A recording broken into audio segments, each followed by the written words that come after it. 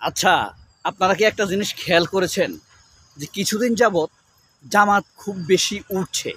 উড়ন্ত জামায়াতকে আমরা দেখতে পাচ্ছি। জামায়াতের আমিরের মধ্যে এক ধরনের আত্মবিশ্বাস গ্রো করেছে।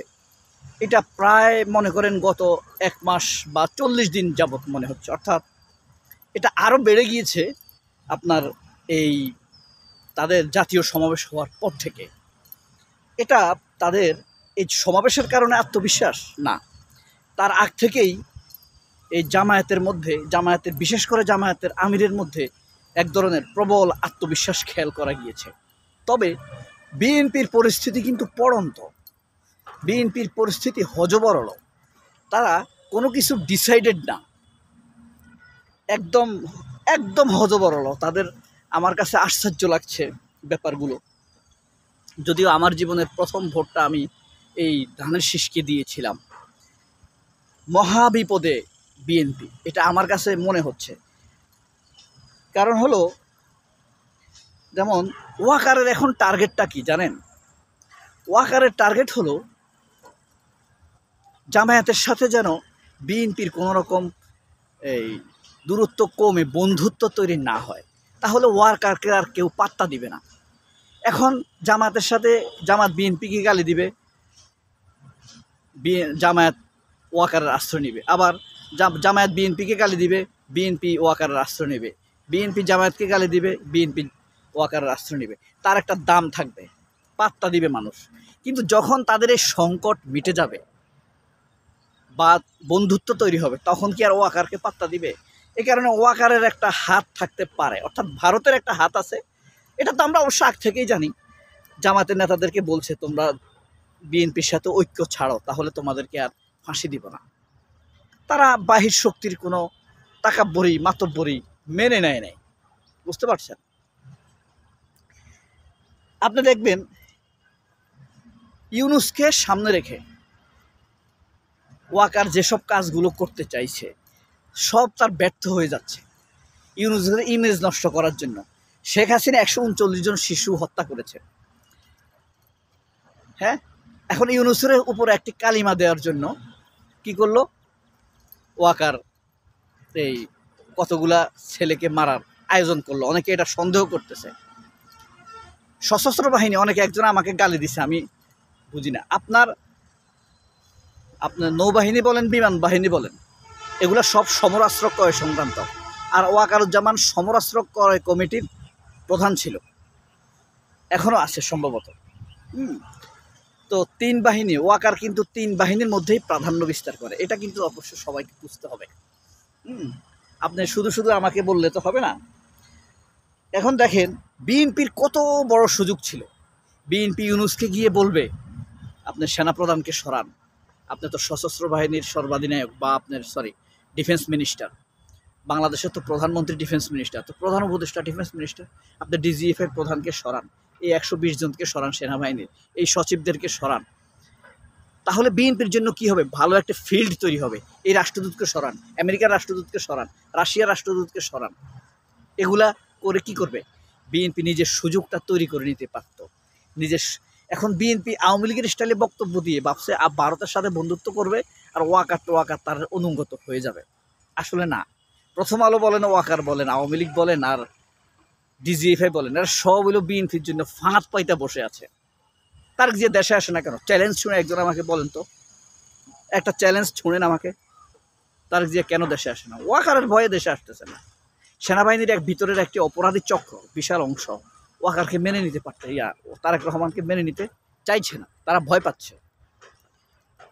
এই সুযোগটা বিএনপি কিন্তু নিতে পারে নাই। তাদের একটা চরম সুযোগ ছিল এই জিনিসটা নেওয়া। দেখেন ওয়াকারের খেলাটা হইলো এখানেই। সে খেলবে। সে বলছে না ধৈর্য ধৈর্য ধৈর্য, যে যাই বলো। সে বুঝতে চাইতেছে সুযোগ আসবেই। সে একটা সেনা পাবলিক, তো সেনা কি একটু বলদ। আসলে সেনা বলি না আমি, ওই ভারত যেভাবে বলে ওইভাবে আর কি। তো একটা থিওরি আছে, সুযোগ আসবেই, বিএনপি ভুল করবেই, জামাত ভুল করবেই, এনসিপি ভুল করবেই, তাহলে সেই সুযোগ সে নেবে। ওয়াকারকে তো আমরা কাউন্টই করি না আমাদের মানুষ হিসেবে। আমার ওয়াকারের উপরে ধরেন এক ফোঁটা পেশাবের সমান আস্থা নাই। এক ফোঁটা সামান্যতম আস্থা আমি রাখি না। সে যে শেখ হাসিনা নিয়োগ করে তাকে যে আওয়ামী লীগের সেনাপ্রধান হিসেবে নিয়োগ দিয়ে রেখেছে, আমি দেখেন এক পয়েন্ট পয়সা হলেও আমার ট্যাক্সের টাকা তার বেতন হচ্ছে, আমি এটা দিতে রাজি না। কেন আমি খানকির ফোলা মাগির ফোলাদেরকে বেতন দেব যারা আমাদের দেশের ক্ষতি করে? যে মাগির ফোলাদের পাশা বেছে ভারতের কাছে, আর এখানে আসি কথা বলে, ধমকায় আমাদেরকে, ঘুম হত্যা করে আমাদেরকে। ও তো বাঞ্চদ বাস্টার্ড। ও 3 জনে মিলে ওর মারে ডাইট করছে, করার পর ওর জন্ম হয়েছে। কথা বুঝছেন? ও কেন আমাদের বেতন নিবে? আমি চাই না ও আমাদের বেতন নেবে। ও এখান থেকে পদত্যাগ করুক, গো যা শালার ভূত বাঘ এখান থেকে। তোর কারণে এই সেনাবাহিনীর বদনাম হচ্ছে, মাদারি বাচ্চা। এবার দেখেন এই যে জামায়াতের সমাবেশ, জামায়াতের আত্মবিশ্বাসের কথা বলি, আজকের কথা একটু এলোমেলো হচ্ছে। আপনার জামায়াতকে নিয়ে বিএনপি 200টি বক্তব্য দিছে, 200টি বক্তব্য দিছে। লোক ভাড়া করে আনছে, এই আনছে সেই আনছে, ঢাকায় হলে এত লোক হওয়ার কথা না, এসে বলছে। এরপরে দেখুন প্রায় ধরেন কত 5-6 দিন তো হয়ে গেল আজকে এই সমাবেশ হয়েছে, এখনও মিডিয়াতে জামাত নিয়ে প্রশ্ন করে। একটা টক শো নাই যে জামাতের সমাবেশ নিয়ে প্রশ্ন করে নাই। অর্থাৎ এই সমাবেশের প্রভাব কত বেশি খেয়াল করছেন?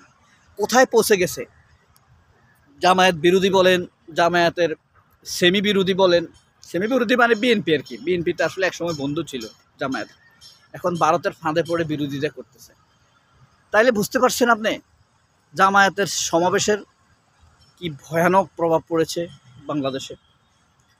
আপনার আমি একটা টক শো দেখি নাই যে জামায়াতকে নিয়ে প্রশ্ন করে নাই। কেউ বলে ভাড়া করে আনছে, জামায়াতের কর্মী। আওয়ামী লীগের সমাবেশ হলে বলে কি জনগণ এসেছে, জনগণে ভরপুর হয়ে গিয়েছে। আর জামায়াতের সমাবেশ হলে কি বলে জামায়াতের নেতাকর্মীরা। হ্যাঁ, এটা হইলো আব্দুল নূর, তুষার, ফুসার, এদের আছে না। হ্যাঁ, মানে আপনার মানে এক স্বামী যদি এক স্ত্রীর সাথে কোনো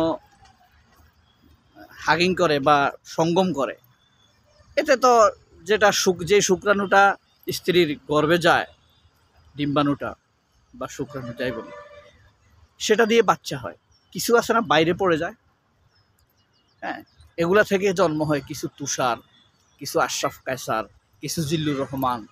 হ্যাঁ, তারপরে আপনার কিছু খালেদ মহিউদ্দিনও হয়, নিকোল হয়, সোমা হয়, ঠিক আছে, তুষার হয়, আব্দুল নূর তুষার না, ওই যে তুষার আবদুল্লাহ হয়।